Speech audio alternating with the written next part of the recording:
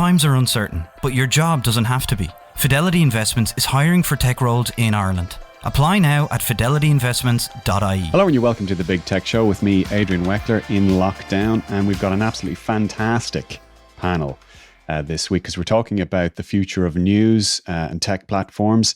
I'm joined by some people who really know what they're talking about here. Mark Little is co-founder of Kinzen and previously a founder of Storyful, of course, former boss of Twitter Ireland, as well as an RTE news anchor.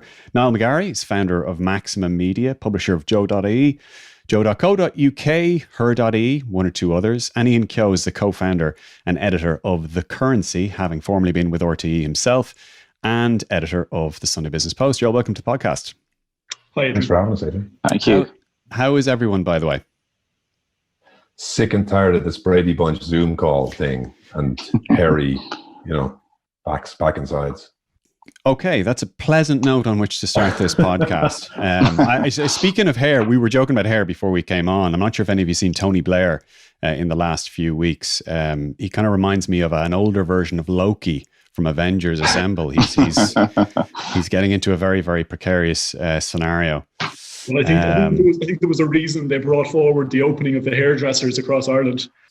Yeah, although I see you haven't gone. You haven't taken advantage of it. And by the way, I have no intention of taking advantage of it. So anyway, we leave that there. We're talking about the future of media. And this is something I've spoken with all of you before on different occasions. But interesting to get your perspective now. Mark, I'll start with you. At the moment, it's all about America, Trump, about platforms, how platforms are ruining the media. I kind of take a slightly different view to that. I'm not as negative on that. What's your view of what's going on at the moment? I mean, Trump is dominating with Twitter. Are the platforms ruining the media at the moment? I look at it back. If you look back at, there's a great video of Jeff Bezos back in '97, and he talks about this being day one of the internet, and what would you do on day one of the internet? And that was his sort of guiding principle. And I think most of us in the media think we're at the end of an era here, that the social media tech platforms have basically killed off the media, and it's now the twilight of our age. And yet at the same time, out of COVID, I think particularly, that the platforms are going to consolidate their power. And I think far from destroying media in general, we're going to see the beginning of day one again for a sort of a new media ecosystem that will be, I think, much smaller, tragically. That will mean, obviously, the reduction in the workforce for traditional newsrooms. But it's also going to create, I think, a convergence where media organizations, to survive, will have to look a lot and behave a lot more like online platforms, give better user experiences, use technology better. And the platforms, ironically themselves, will have to act more like traditional publishers, more content moderation, making big, hairy, difficult decisions about Donald Trump and his tweets. So I think there's this, yes, an end of an era, but there's also the beginning of a day one on a sort of a new media ecosystem that, you can equally be mourning the death of something, but also celebrating the birth of something new. And I think the person who got it right was like Satya Nadella from Microsoft said, in the last 2 months, we've had more innovation generally than in the last 2 years. So there's something, I think, buried, something good buried in the bad news we've been hearing, particularly from the media ecosystem. So we know about the platform. That discussion is very well done. Let's take a country like Ireland. I mean, how does that translate here? I mean, do we have too many newspapers? Do we have too many news publishers who, without being rude to anyone present, and don't spare my sensitivities either, who is going to thrive and survive in the next few years? Well, from my perspective, I would say that we'll see 3 tiers of media starting to emerge. There will be the big national, international players that are doing very well. In the United States, clearly the New York Times. In your parish, in the Irish Independent, clearly you have a paywall that's done very well. I think the Irish Times will do very well. So I think there'll be bigger players that consolidate their power as they move toward more subscription-based models. The second tier, I think, will struggle a bit more, but I think people who develop niche publications and niche audiences based on your place or your passion or your profession and dig deep into community engagement are going to do very well. Something like The Currency, for example, got a really good sense of who it is and who it serves. But the really difficult and I think open for discussion area is who's going to supply free information, public service media, at a local level, that's where I'm most worried. Because if everyone disappears behind a paywall, everyone of quality, who's left giving out free information? And that's where that void is, where the kind of misinformation we've seen surrounding COVID thrives. And I think that's the biggest open question about what happens next. Well, we'll come to that public sector bit in a minute.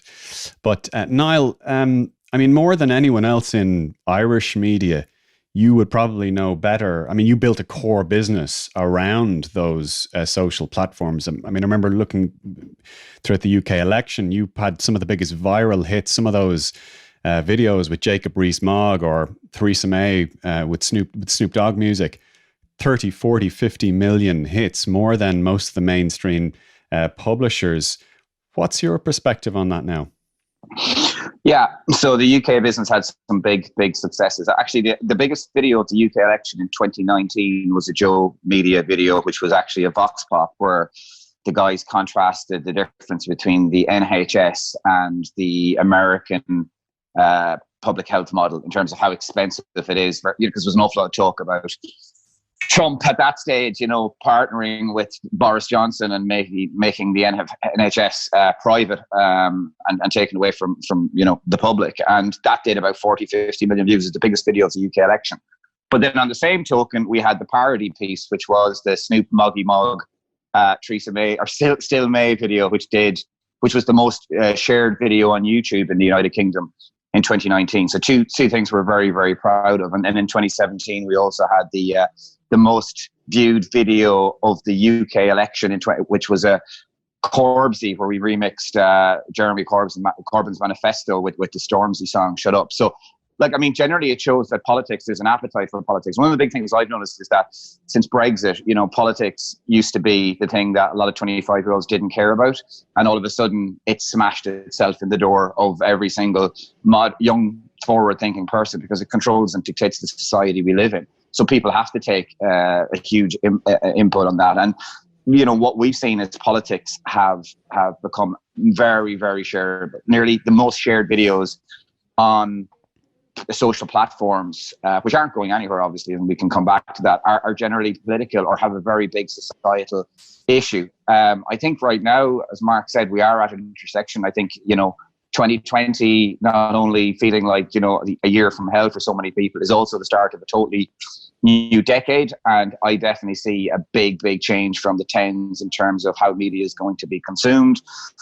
We definitely embraced the platforms. We did that in an early stage. Didn't have a roadmap in 2010 for that, but realized the smartphone was going to be the consumption tool of choice for media, and that's only getting accelerating. But the platforms, for me, aren't going anywhere. And if anything, they're getting bigger, and they're now split very neatly into different demographics. And what's interesting, I think, about Irish society right now is that whatever social media platform you pick dictates your view of the world. And it can be very, very tainted, because if you're active on Twitter, you would go out today. I mean, to be honest with you, if someone joined Twitter now and had never met another human being, they probably wouldn't want to go out and meet anybody, because it's gone so toxic. It's just such a dystopian view of the world, but it's not the real world. And then if you're on TikTok and you're 18, you just think it's all about sharing fun and sharing anecdotes and celebrating what makes you quintessentially Irish, whether you're from not just 18-year-olds on TikTok. We'll come to the point of objectivity and tribes and stuff in a moment. But for all of those big viral hits that you had, I mean, to Mark's point, was there a good enough business model out of it? Is there a good enough business model out of it? Yeah, no, there is. I mean, I think a lot of people wonder why. I mean, ultimately, that's to build fame in the brand. So I'm passionately of the belief that the future of content-led media, which is probably where we are, certainly the space I want to operate in, as opposed to out-and-out journalism, is if you want to monetize it through advertising, you have to have, your brand has to stand for something. Your brand has to create an emotion, give people a reason to love it. Because ultimately you're in a scenario where brands can go directly to these platforms themselves. They can create content themselves. So the only reason that something like Joe or another platform can survive in the advertising model, which has become challenged, and we can talk about that, is giving people something very, very unique. And as a result, brands want to partner with you to share some of that uniqueness. So those videos are there to create fame in our brand, and they've done a good job. Do we monetize them? No. Do we get a cost per view? No. Could we? Yes. Would it be worth doing for that? Absolutely not. Now, the NHS video, believe it or not, from what I've found out, has made us quite a lot of money through Facebook paying us directly for pre-rolls and mid-rolls and stuff like that. But that wouldn't have been the motivation for the team to create that big video. And we probably made, I don't know, 70 or 80 grand off that. So like, it wasn't without its usage from a money perspective, but ultimately we did it to inform the public. And that's, we'll say, probably 70% of our content. And then the 30% where we make money is generally the branded content pieces. And some of those, like House of Rugby across the UK and Ireland, have become some of the most popular parts of our content model, and they just happen to be created with a sponsor in tow. So it shows you can get the balance right. But to go back to the point, those videos don't make as money. They build fame in the brand. And that is I think a lot of people have raised questions and asked questions for that. But ultimately, Joe is an incredibly famous brand in the UK. That doesn't necessarily guarantee commercial success. Then you have to come down to, as we're going to talk about, media is distorted and media has been disrupted forevermore. But those videos generate fame in the brand. That's what they're there to do. I'll come back to that in 2 minutes. But Ian, you've basically given up on advertising as a main commercial pole for building a media business. I mean, the currency right out of the hatch went for a paywall model. Okay, you've got events, but subscribe, and that's how we make our money, and that's it. Yeah, we did. And I suppose we'd been looking at the potential advertising, and, advertising alone on an Irish specific site is not enough to sustain a business. It just isn't. The money isn't there. The quantity of it isn't there. Where, every euro that's spent on digital advertising in Ireland, about 96% of it goes to the social media publishers, the social media platforms. So everyone else, all the conventional publishers, be it RTE, the Business Post where I was, or INM, they're all fighting over that last 4%. So that model isn't there. And I think what we've seen, and we kind of gotten onto it in the Business Post to its credit, was always behind a paywall, and you were involved in that in your time there, Adrian. But I built it. You built it. But the only way you can generate stable revenue base from journalism online is subscriptions, where you've got people buying in and you can look towards your cost and your revenue over the next year, over the next 2 years, and you can build a sustainable business around that. And I do think in Ireland, we have generally been undersubscribed in terms of subscriptions. We're behind the European curve in relation to this. If you go across to, Holland or the Benelux countries or Germany, they're all used to subscribing to a newspaper. It was delivered to their door. And as a result, there's something culturally within them. They have absolutely no problem subscribing to an online product. We're only starting to break that down in Ireland now. The Irish Times were there, the Business Post there, but it was always on the sideline. And I think the move of your own employer at the moment, INM, to go behind a paywall is a big step and an acknowledgement in this market. You can't do it. You can't do it on ads alone. Yeah, I mean, you mentioned Belgium and Holland, and we were on a call there. We're now at 23,000 subscriptions within 3 months. I mean, that's actually certainly more than I thought, more than anyone in the business thought. And actually within the group, it's regarded as a big success because in Holland and Belgium, they charge, I think it's €5 or €6 per month. We charge 10, which in Irish terms is considered modest, but it's not necessarily in European. But 23,000 subscriptions in 3 months that's not bad. Yeah, I mean, and again, but this brings the bigger issue, and this is an issue that I grappled with continuously in the Business Post, which is when most of your advertising money is coming from the print paper, every time you get an online subscriber, you're cannibalizing your print sale, and you're losing your capacity to generate advertising revenues from that printed paper. So that's a big issue that loads of publishers, not just in Ireland, but all over the world, are grappling with. That you can't have it both ways. This was one of the things when we were looking at this particular business, was we didn't want to be competing against ourselves. When you get a subscriber, you get a subscriber. You don't lose a printed paper. When you talk about the economics of newsrooms and of journalism, I spent 4 years editing the Sunday Business Post, and a large part of my job was cutting costs on a regular basis because, to try and maintain people getting paid or whatever else, but to try and maintain that the product comes out. And I think every newspaper and every probably media organization, have been doing that as we all grapple for what is the big new model. For a period, everyone said, oh, it's going to be online. It's going to be online advertising. It's programmatic. Everyone can see per clicks how organic it is. It just hasn't happened. It hasn't been the panacea. So I think we're still in that state of flux. But I think, ironically, what we've seen over the last number of months is, and I think it's one of the reasons in the independent, the model is working really well. One of the reasons it's probably working really well, more people have been at home as a result of COVID-19. And it's driven that. Or it might be the quality content. But one of the reasons. But I mean, everyone has seen a spike over this period in online subscriptions, and one of the reasons for that is it's accelerating that drive online. We worked together for quite a while. You were always slightly suspicious of the digital model, of all these terms that you were just mentioning. And now I always felt that you were at heart a print guy. Well, I tell you, it's what I really enjoy, Adrian, is content, and whatever is the best way of getting that content out. A story is a story. I mean, we're not, and we make this point here all the time. This isn't a technology business. We use Stripe, we use WordPress. It's an information business. We use, Intercom. We're not trying to build anything. We're not trying to build some sort of bespoke product in the background. We see days we do really well when we put up good content, and it really drives people to the site and it drives new subscribers. But you said, was I wary of technology? For a long time I was, especially, when we were working together. But I suppose having spent 4 years in kind of a management role within a newspaper, a national newspaper, it became increasingly hard, no matter what you did, to try and ensure that you were making a profit. The model just wasn't working anymore. Can I jump in there? And I think we need to explain one of the reasons why is that the cost of advertising for decades was linked to the perceived cost to produce the medium that you advertised on. So there's a reason the bar is set very high from a TV advertising perspective.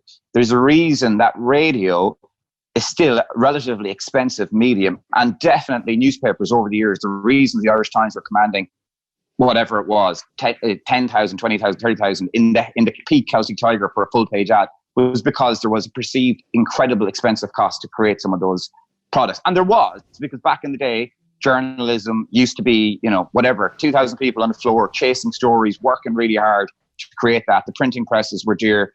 Everything was expensive to create. And as a result, the bar for advertising was set expensively in each of those areas, print, radio, and TV for sure. The huge issue with digital is that the perception is it's kind of calling card, and I'm talking about pre-2010 now. In America, in the noughties and in the early stages, was that it was cost effective, it was cheap, it was going to solve the riddle of, which 50% of your advertising is effective. It was going to be this all singing, all dancing thing, but it was going to be produced from your bedroom.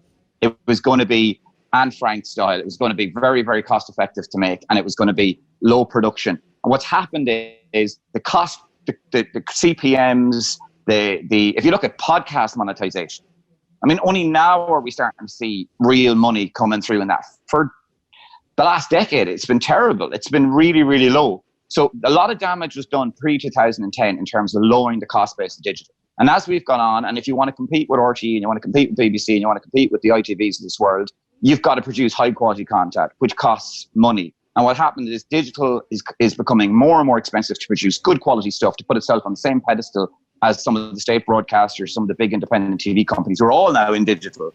Well, but the monetization. What you did was, in a sense, you hotwired it, in a sense, because you hired well-known presenters, guys like Dion Fanning, good journalist Ellen Coyne from The Times, who is now with us.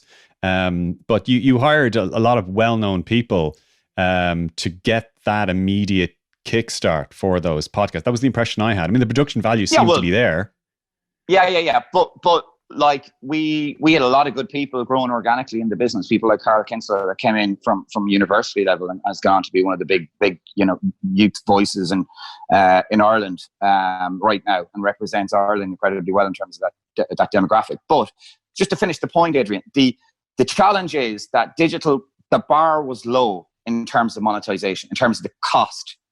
And it's rising very, very, very slowly. And now, obviously, as Ian and Mark have both pointed out, the platforms can offer incredibly inexpensive ways to target people. and they're hoovering out a huge amount of cash. Now, what we need to see is more brands decide that they want to see an Indigenous media landscape in Ireland and invest because of that. And I think you'll see certain brands do that who have a kind of a more public duty to do that. That's really important. But ultimately, the bar was set very low for digital, and it's rising very, very, very slowly. When we see it in the UK, it's at a much better level. A lot of the time, it's hundreds of thousands for campaigns for relatively short bursts. And the same amount of work is going into smaller campaigns in Ireland. You're competing for eyeballs then. But that's where the challenge is. It was perceptively seen as low cost, and it's actually become expensive to produce, and we haven't seen the rise in pricing as yet. And that's why the advertising model on its own is challenged to some degree. Can I just jump in, Adrian? I think there's a problem here. This is the end of day one mentality is like we move from one place to another. We look at our business and our model and our costs as journalists. And we're not seeing the tectonic shift that's happening in consumer expectations. So when you move from a model that's about selling eyeballs at the millions to a model that's based on the depth of your engagement with an individual, the entire nature of what you do changes overnight, right? Your journalism has to be orientated around a consumer need. You might be able to sell and convert people to your subscription, to your paywall. How do you keep them when they have 6 other subscriptions? They have a Netflix subscription and they have a Spotify subscription, and they're looking at you going, wait a minute, I'm paying for 6 different information sources. This is crazy. I get curated experiences of my movies, of my music. Where's my curated experience for news? So I think we're only beginning to wake up to the fact that slapping a paywall up on your content is a good first step. Now you got to start thinking about how you keep people. So the churn in online subscriptions to news is off the charts compared to other subscription businesses. Why? Because news companies aren't really good at delivering a service to the individual subscriber. And I think that's going to be the great big challenge for news organizations that have successfully built a base. They've got to start working out, how are we going to keep these people? How are we going to learn more about them? The success of online is not because Google stole the newspaper business's lunch. It's because they developed an absolutely incredible understanding of each individual based on behaviors, their identity, and they served them up what they needed and what they wanted. And I think that's going to be the fundamental challenge for journalism generally. I don't really care if you buy a newspaper or you buy an online journalism product. I just want there to be journalism as a service to the community. And that, I think, is going to require a fundamental understanding of why this new model, which is all about direct engagement, is so important. The different models that might be there for you, not just subscription, but membership, donation, possibly even micropayment, time passes. There's a whole bunch of experiences newspapers will have to experiment with. And the big existential challenge is, will newspapers start to aggregate their content together? Will there be consortiums of like-minded publishers that do come together? Would the currency match up with a business supplier in a different country? Would there be the development of a common paywall? People have talked about a Spotify for news. So the whole range of things the newspaper business, well, let's say journalism in general, needs to do to meet this tectonic shift in consumer expectations toward information. We're not even beginning to talk about that generally, but the people that are, they're the people that have the legs and the staying power for this day one of this next generation of the internet. That's been, I think COVID's been the real clarifying moment for that. Is that what Kinzen is doing at the moment? So we've shifted to understand the technology that develops engagement. So for example, we do is with some of the regional newspaper groups, we're building personalized newsletters. Believe it or not, email is an incredibly good way of getting to know the individual. And we're all being encouraged to do newsletters at the moment. I actually started one a month ago because we're obsessed with newsletters at the moment. Once you get someone to sign up, part of what we do in our technology is allow the user to tell the newspaper, the publication, what they like. And so you're developing what they call first-party data. That is understanding of that individual. There's no third-party cookies. There's no programmatic advertising. It's just the individual telling you what they want. So personalized newsletters are an incredibly good way of engaging people and understanding what they want. So of the 20-something thousand people subscribing to the Irish Independent, a chunk of people wanted just for the GAA. A chunk of people wanted for Adrian Weckler, I assume. A chunk of people wanted for recipes. But I don't think the paywall technology is good enough right now to understand which is which. the newsletter is a great way of finding out what people really get passionate about, whether it be their place or their profession. And so that technology, understanding people's, what they want out of the news, is what we've been developing for the publishers. And equally then for the platforms, helping them understand what is misinformation and clickbait, and what's threatening people's sort of confidence in the quality of their news feeds. So that's sort of where we're focused. And it's been quite incredible to see local news making the leap far quicker in some cases than big international brands. But it's a very uneven cycle at the moment. So technology, particularly around the area of personalization, I think is going to be crucial.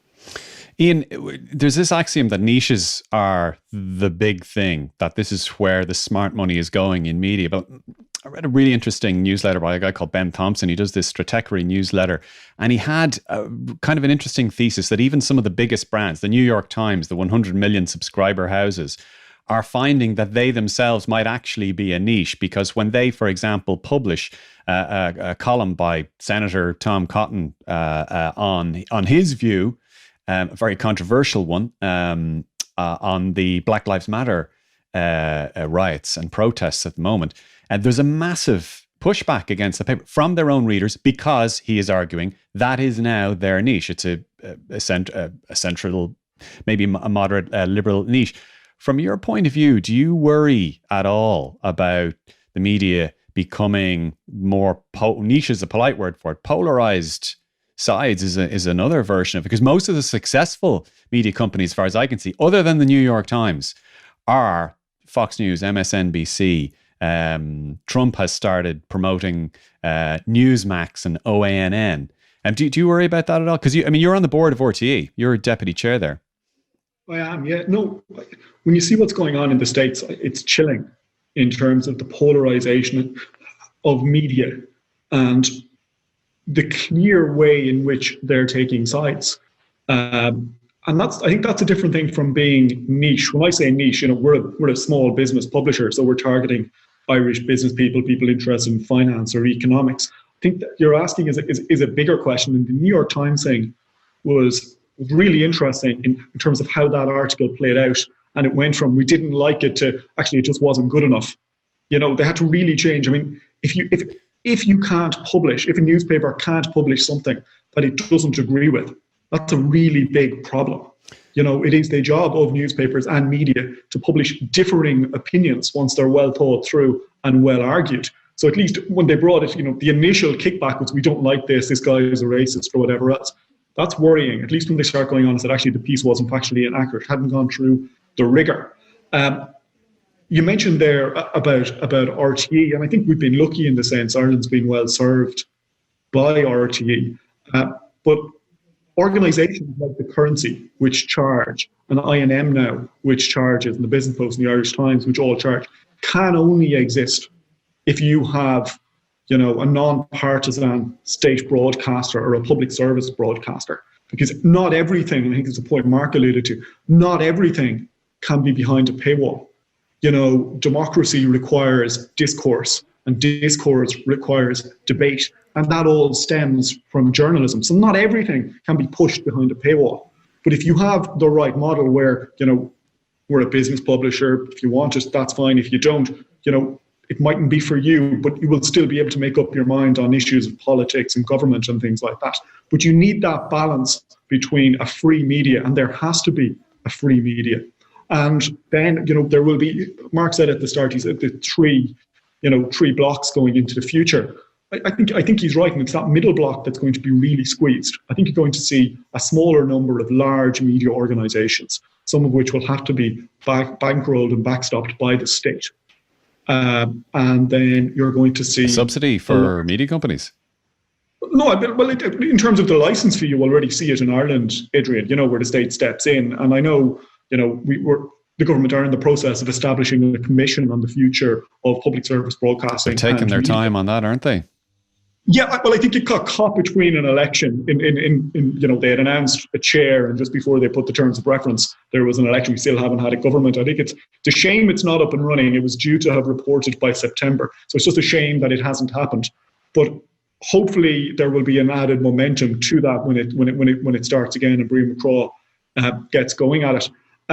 But you need that balance. You need the balance between what's free and that allows you to have paywall content. It's important to make the distinction between journalism as a public utility, that is the shared facts that we organize around. Yeah. In Europe, we have public service media organizations, and as a result, political polarization is actually less, according to research. United States, there is no tradition of public service media, so there's an oddity there that we shouldn't get too carried away from. But think about journalism as the public utility for free from predominantly public service media organizations, and then journalism as a personal service. And I think that's where niches are not scary. They're actually the future. So today, if I'm a journalist, I would give an advice to a young journalist: don't go for a job in a big news organization. Set up your own newsletter or a podcast. The economies of scale are amazing. You just got to get your Stripe account, a Substack account, which gives you the ability to monetize a newsletter, or be on Patreon, and just set out and see what people pay for. Get 100 true fans, 1,000 true fans. You get a $5 from each of those people, you got a small business. That's day one for me. And if you see the rise of essentially cooperatives of individual journalists as publishers, that's where you start to see the excitement for me in journalism as a personal service that's really predicated on one currency: your engagement as a journalist with an individual who'll pay you something for that information. That's the purest form of journalism, and that's what it sounds a little utopian. I mean, like that young journalist, for example, might need a bit of guidance or a bit of collaboration on what to do. I mean, for example, in Niall's case, when you're making your podcasts, you might have had very talented individuals, but you would have needed a structure through which their strengths would emerge, right? Yeah, I mean, there's definitely a case that people like Ellen and Carl have developed working under Dion Fanning and people like that, you know, and Evan Fanning, who's obviously Dion's brother, and their late father Angus. I mean, they're from journalism aristocracy in an Irish context. So having people like that around bring on and develop young talent, certainly. But I do think Mark's right in that if you look at, there is a dearth of modern day TV presenters coming through, in the same way that if you look at British society, and you think of, you know, some of the guys, Richard Bacon and these guys who became celebrities as presenters. Where are they anymore? They're gone because they've now gone down the influencer route. They can create revenue for themselves without needing to be hired by the BBC. And if they're funny and smart and articulate, can get brands to pay them to create content on their social channels. Is there an opportunity for journalists? Because I definitely would agree, you need to be a journalist with a specific expertise in something. I think that, to me, and if I'm hiring journalists or content creators, which is possibly how I'd view it, because I'm just slightly outside of the out-and-out news cycle in terms of what we do, having that expertise. We look at someone like Jess Kelly or yourself in tech, Adrian, like there's an expertise there. Business journalists are thin on the ground in Ireland, very thin on the ground. I know that because I looked long and hard for them, and they're quite hard to find. And the likes of Ian and Tom, without blowing the trumpet, there's not enough of those kind of individuals coming through with that level of a depth of knowledge. But I do think that Mark is right in that there is opportunity. Specialism in journalism or specialism in content creation is clearly the way forward. And the central point, I think, in all this is that, and I guess it goes back to what Mark was saying about subscriptions, is that ultimately media in general is now all about what you want to consume. Content is all about what you want to consume. So formats like the 1 hour sports show where it's 10 minutes of horse racing, 10 minutes of football, 10 minutes of rugby, 10 minutes, they're not the future. It's all about specialization. A really good example is genuinely the House of Rugby in the UK that we've created with Mike Tyndall, Alex Payne and James Haskell. Why that has exploded and gone outside of the rugby fraternity is because its specialism was so the audience they just love the content, and it's just gone on and on and on. Again, if that was a sports format where it was 10 minutes of a hybrid of different sports with a little bit of ice hockey thrown in at the end, it just doesn't work, in my view. And I think that's where, like, if you look at radio, the opportunity is there for radio to be the kings of podcast. What they have to do is start to let go of some of the old models. The 2.5 hour radio show, for me, controversial as it is to say, it is defunct now as a model. It needs to be 45 minutes, and it needs to be ideally something that people have a genuine interest in. It's the same reason to be Instagram. To be fair, I mean, the likes of the Off the Ball, for example, has been arguably News Talk's best internal brand over a decade, 15 years old, based on a 2 to 3 hour curated show across different sports. Yeah, absolutely. And off the ball is a good quality product. But I'd imagine that the hotspots for them are their very specific areas that they broadcast in. I'm sure their rugby slot has a very distinct audience by comparison. I'm sure the podcast listens are probably outstripping the in-car audio listens that maybe they thrived off in the past. What I'm saying is sport is thriving, but what within that, people generally want more and more niches. Now, you get some people that are into all sports and they love everything, but ultimately, horse racing people tend to be fanatical about their sport.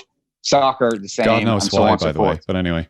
Well, God knows why. But the other point, is the rise of Instagram is based on that exact experience, and the rise of curated content is what people want. And one of the challenges for mainstream media brand X is, how do they retain relevance when people are getting very, very, you mentioned the word niche, I would say just very, very particular about what they're interested in. That is the challenge for flagship brand X, to try and appeal to everybody. It's becoming harder and harder and harder. That's the big challenge for a lot of media, in my view. It's because it's all about I like these three particular things, and that's it. And I think, just to add quickly, the one thing that a media organization, the big mistake they can make right now is say, trust me, we're journalists.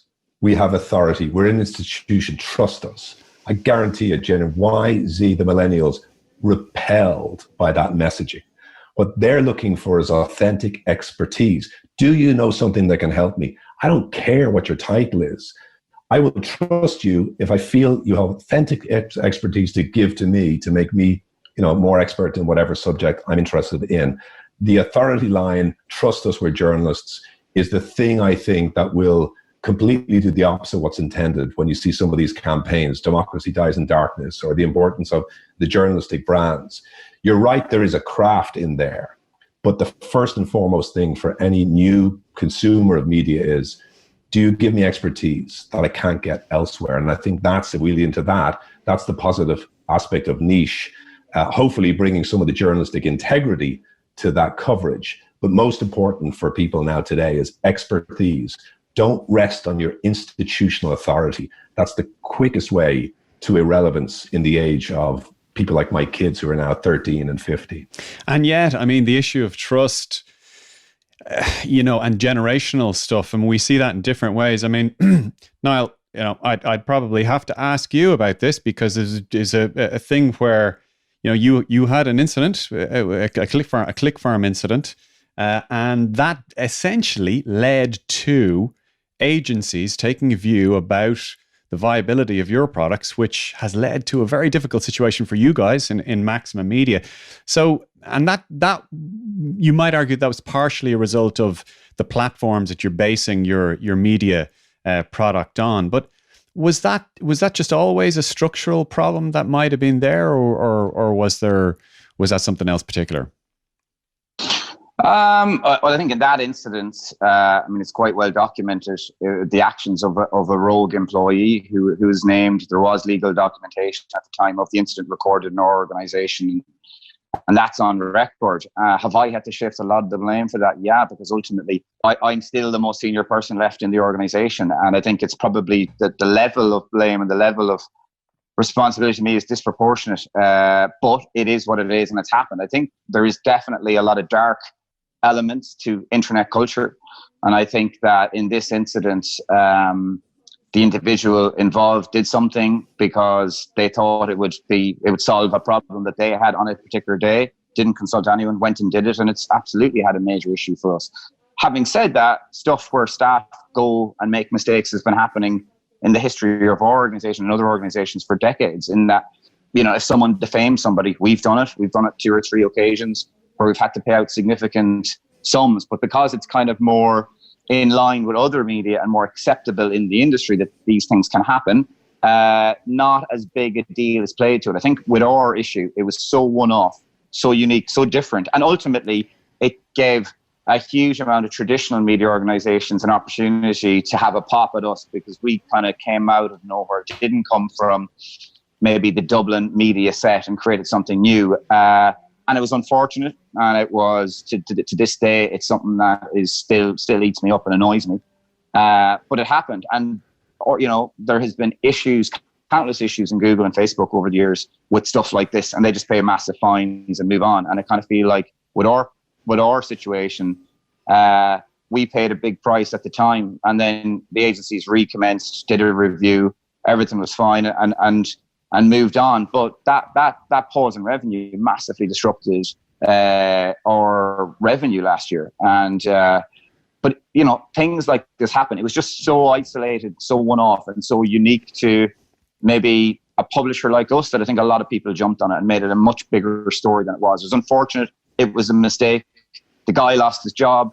But ultimately it came back to bite us 2 years later. And it's something that I will hold on to for quite a period of time. But those things exist in the internet. I mean, ultimately, if you look at Facebook, their video counting back in the early days, like we still have systematic issues where lots of brands are drunk on high video views because, back in 2015, 2016, Facebook were counting video views that weren't real impressions at all. And then all of a sudden, every brand manager needed 10 million views on their video. And what's happened is Facebook got a big slap on the wrist and then did it again. And then eventually they've kind of now more accurate video views. But the whole understanding of impressions, I think, are more accurate in digital than anywhere else. Ultimately, from the very beginning, we trade now more in video views than anything, which are clearly transparent to the outer world and wider world. Our audio listens, again, getting, all very, very transparent now and have to be, and that's right. But you're coming from a situation where other media, i.e. press, newspaper and radio, can kind of have these more elusive readership and circulation and listenership characteristics that aren't necessarily accurate either. I think the downside to digital is it can be so accurate and it's constantly been refined that sometimes it can leave a digital publisher very, very exposed. And some of the smaller outlets to us, I think, have the bigger challenges moving forward. Ultimately, ad impressions are linked to how many unique visitors you have on your website. If you have lots of unique visitors, you'll serve ad impressions. If you don't, agencies will smell that straight away because you're not able to serve the ads. We have strong direct traffic to our website and always have done. So it's not a case of things like unique visitors are an accurate source of how well a product is doing, because ultimately you need to serve ad impressions to monetize that anyway. So the thing for me, I think, is that digital is so transparent. It can have its downsides, clearly, but that's the world we live in. And I'm kind of grateful that we can kind of put the incident behind us and move on and not let it discolor some of the amazing work we've done. Because I think our organization has been incredibly impactful on things like the 8th Amendment referendum. I think on marriage equality, we're the first brand to get out there and go behind, a yes campaign. And look, to go back to the point the guys are making about democracy, I suppose as a liberal focused publisher, which I think we position ourselves are, we wanted to come down on yes. We didn't feel that was something that was up for debate, whether gay couples should have the same rights as straight couples. We just went and said yes. And I think that was proven to be correct. Whereas a state broadcaster probably has to err on the side of balance. So there's massive advantages to being an independent publisher, and then there's massive disadvantages to having a scenario where so many staff have access to every single piece of architecture in your business, and that does leave yourself exposed. So that's the reality. Is there Digital anything? is quick. Yeah, I mean, we're talking about continuity. Is there anything from this then that you have? We're talking about the models here and how to run a business. Is there anything that you've taken from this going forward? Oh, a huge amount. Yeah. I mean, ultimately that happened in 2017 when podcasts were very, very new. Now we're so used to podcasts now, it seems like they're second nature to us. But, ultimately Guy overpromised a KPI and realized he wasn't going to deliver and went off and did this thing. So right now we've got to be very, very accurate on our KPI forecasting, because that's something that digital offers versus other media outlets. Newspapers aren't compelled to tell people how many people will see their ad. Digital is. That's just the way it is. So, God knows how many instances in a different vertical, in a different era, there has been of this type of thing. But what I've learned is don't overpromise and make sure you're accurate. And as Mark alluded to earlier, ultimately, it's not about millions and millions of views. It's about engagement. It's about creating a very good quality product that even if it's a smaller amount of people engage with, they get value out of it, and the brand that sponsors it has positive association because of it. So you're still optimistic about Joe, going forward? Yeah, absolutely. I mean, Joe, as we all know, is in a process at the moment. There will be The business is too big to fail. It plays too important a role in the Irish media scene. Whether I'll be part of that is up for debate. It's up for review. Who knows? Would you like to be part of it?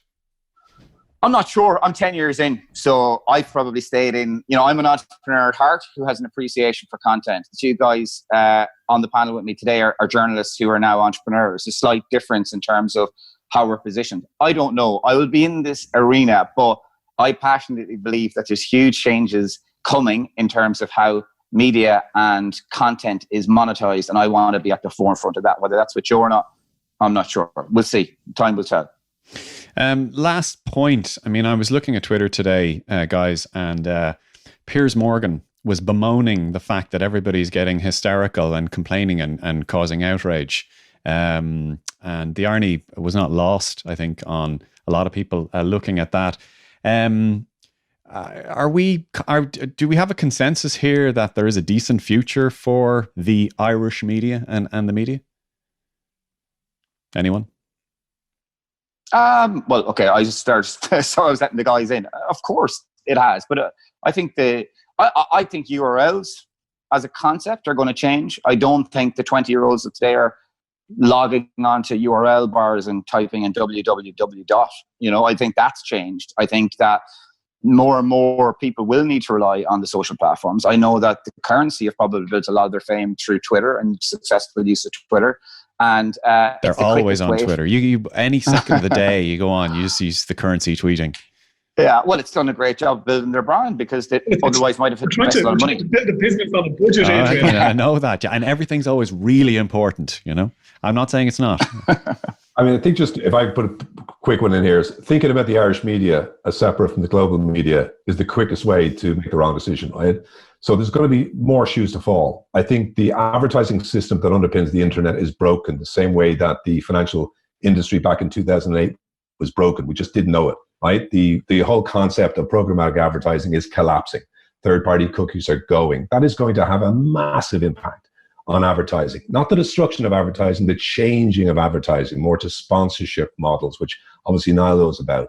But if you are an existing news organization, you need to think about two things. The new currency of the realm, if you want to get people to pay you money, is direct engagement with the individual, not selling bucket loads of eyeballs. That requires a different vision of journalism. And I wouldn't worry too much about resilience. I'd worry about relevance. The big question every news organization, every journalist has to ask themselves, if I disappeared tomorrow, what would people miss, right? And if you don't know that, if you don't know what value that your brand as a journalism brand brings to an audience, more importantly, a community, then you should be out of business. You really have to understand what you do well, do that best, forget about the rest of the stuff. So I think it's more about relevance and in this day one of this new internet. There's still things to happen that we haven't seen worked out just yet. So don't make any big long-term bets, but quickly get to some form of paid revenue model that's based on engagement. It doesn't have to be a paywall, and get to know the individuals that are part of your audience. Because my final prediction is we've gone to the era of search. We went through social. We're now entering the era of personal. Every digital product in the world will be based on the individual need. And everybody who's supplying those needs will have to orientate around that. So I think that is the big sort of if I was to say one thing, that's the mantra that I would advise anybody making decisions right now about the future of media, whether individual journalist or a big news organization, is find that individual who finds you to be the most relevant source and just love them to bits. I think, Mark, so I think there's a great sense now trying to build that community, both with your commercial partners, but also with your readers. And I think media for too long, there's been a disconnect there. You assume that you think, this is what the reader wants, this is what the consumer wants or the customer wants. Like I remember getting a couple of shocks, during my business post years, a very high profile columnist might leave or might be pushed on or whatever else. And you're expecting some sort of massive backlash. Nothing. And I remember once whatever reason. You obviously have someone in mind. Go on.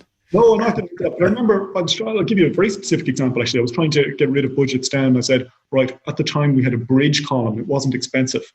And I said, right, I'll get rid of the bridge column. There was a letter writing campaign coming. I got something like 1,800 postcards sent in to me. I had to bring the guy back, which was great. Look, it was the right thing to do, but it struck me that I didn't necessarily know everything about this. Mark made the point about newsletters. I write a newsletter that goes out every Sunday, and I'm amazed by the number of people who respond to it. I'm amazed by it. And they're coming back and saying, would you think about looking into this, or this is my experience with this? And like, you actually find yourself engaging with them a lot. It's brilliant.